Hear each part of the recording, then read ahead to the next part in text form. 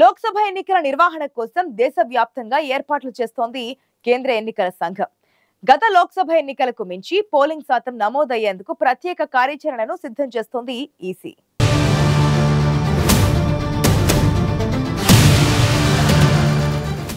గత లోక్సభ ఎన్నికల్లో తక్కువ ఓటింగ్ నమోదైన ప్రాంతాలను గుర్తించి ఆయా ప్రాంతాల్లో ఓటింగ్ శాతం పెంచేందుకు ఈసీ ఏం చేస్తోంది? ఈసారి లోక్సభ ఎన్నికల్లో ఓటింగ్ శాతం పెంచేందుకు ఎన్నికల సంఘం ప్రత్యేకంగా ఎలాంటి చర్యలు తీసుకుంటుంది?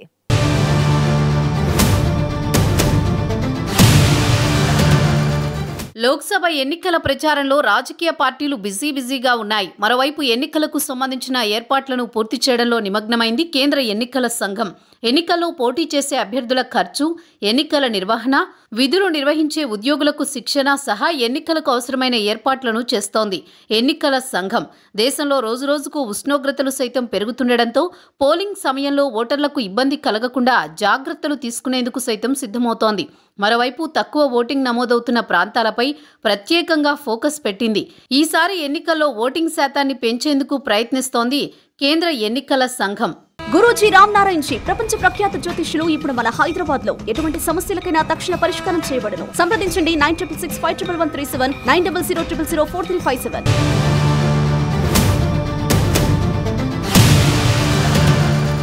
2019 లోక్సభ ఎన్నికల్లో దేశవ్యాప్తంగా తక్కువ ఓటు శాతం నమోదైన నియోజకవర్గాలను గుర్తించింది కేంద్ర ఎన్నికల సంఘం. ఈసారి ఎలాగైనా సరే ఓటింగ్ శాతం పెంచడానికి ప్రత్యేక కార్యాచరణను సిద్ధం చేస్తోంది.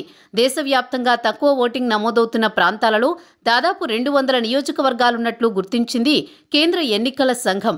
ఇందులో టాప్ 50 జాబితాను విడుదల చేసి ఆ ప్రాంతాల్లో ఎందుకు తక్కువ ఓటింగ్ నమోదవుతుందో వివరాలు తెలపాలంటూ అన్ని రాష్ట్రాల ఎన్నికల అధికారులకు ఆదేశాలు జారీ చేసింది ఎన్నికల సంఘం. గత లోక్సభ ఎన్నికల్లో దేశవ్యాప్తంగా 67.40% పోలింగ్ నమోదైంది. జాతీయ సగటు కన్నా తక్కువ ఓటింగ్ శాతం నమోదైన రాష్ట్రాలను వివరాలను అడిగింది కేంద్ర ఎన్నికల సంఘం. ఇందులో తెలంగాణ రాష్ట్రంలో 4 పార్లమెంట్ నియోజకవర్గాల్లో తక్కువగా పోలింగ్ నమోదైనట్లు గుర్తించింది ఈసీ. కేవలం తెలంగాణలో మాత్రమే దేశంలోని పలు రాష్ట్రాల్లో కూడా జాతీయ సగటు కంటే తక్కువ ఓటింగ్ శాతం నమోదైంది. దీంతో ఆయా ప్రాంతాల్లో ఓటింగ్ శాతాన్ని పెంచేందుకు కేంద్ర ఎన్నికల సంఘం కార్యాచరణను రూపొందిస్తోంది.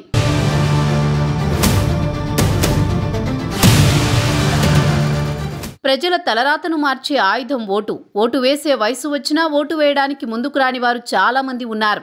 దీనివల్ల చాలా ప్రాంతాల్లో ఓటింగ్ శాతం తక్కువగా నమోదవుతోంది. ముఖ్యంగా ఓటింగ్ పట్ల యువతలో ఉన్న అశ్రద్ధ, రోజువారీ పనికి వెళ్లేవారు, పోలింగ్ రోజు సెలవు ఇచ్చినప్పటికీ ఇతర పనులకు వెళ్లడం, ఒకే కుటుంబంలోని ఓటర్లను వేర్వేరు పోలింగ్ బూత్లకు కేటాయించడం, అంతర్గత వలసలు, పోలింగ్ సమయంలో వెయిట్ చేయడం లాంటి కారణాలతో కొందరు ఓటు వేసేందుకు ఆసక్తి చూపించడం లేదు.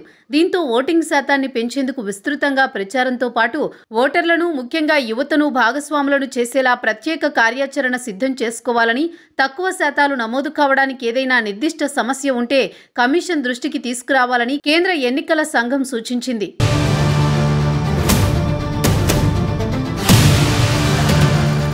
మన దేశంలో ప్రస్తుతం 18 ఏళ్ల వయసు ఉన్న యువతీ యువకులు దాదాపు 5 కోట్ల మంది వరకు ఉన్నారు. వీరందరికీ ఓటరుగా నమోదు చేసుకునే వయసు వచ్చినప్పటికీ కేవలం 2 కోట్ల మంది యువత మాత్రమే ఓటరు జాబితాలో పేరు నమోదు చేసుకున్నారు. అంటే ఓటు వేసే వయసు వచ్చినప్పటికీ కేవలం 38% మంది మాత్రమే ఓటు హక్కు పొందారు. యువత ఓటు హక్కును ఉపయోగించుకునేందుకు మాత్రం ఆసక్తి చూపించడం లేదనేది తాజా లెక్కలు చెబుతున్నాయి. దేశంలో 18 ఏళ్ల యువత ఎక్కువగా ఓటర్లుగా నమోదైన రాష్ట్రాల్లో తెలంగాణ మొదటి స్థానంలో ఉంది. తెలంగాణలో 18 ఏళ్ల వయసు ఉన్నవారు 12 లక్షల మంది ఉండగా దాదాపు 8 లక్షల మంది ఓటర్లుగా నమోదు చేసుకున్నారు.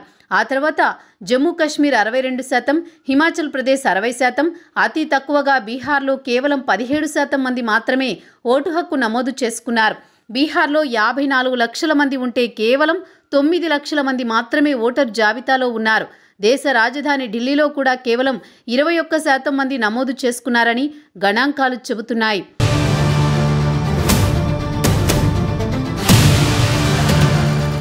ప్రజాస్వామ్య దేశంలో ప్రజలే నిర్ణేతలు. అలాంటి మన దేశంలో భావితరాల భవిష్యత్తు కోసం కీలకంగా వ్యవహరించాల్సిన యువత ఓటు వేసేందుకు, ఓటరుగా నమోదు చేసుకునేందుకు ఆసక్తి చూపించకపోవడం, వయసు పైబడిన వారు ఇతరత్రా పనులు చేసుకునే వారిలో ఓటు వేయాలన్న ఆసక్తి లేకపోవడంతో ఓటింగ్ శాతం తక్కువగా నమోదవుతోంది.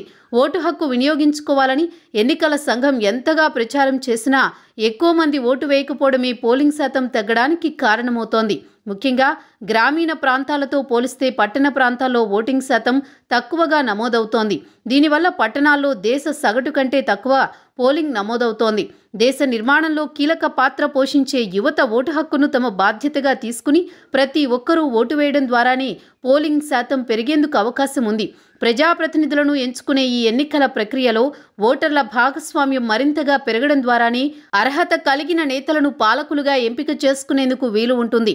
ఈ ఎన్నికల్లో ఓటింగ్ శాతం పెంచేందుకు ఎన్నో రకాల చర్యలు తీసుకుంటున్న కేంద్ర ఎన్నికల సంఘం ప్రయత్నం ఫలించి ఓటింగ్ శాతం పెరుగుతుందా లేదా అన్నది చూడాలి.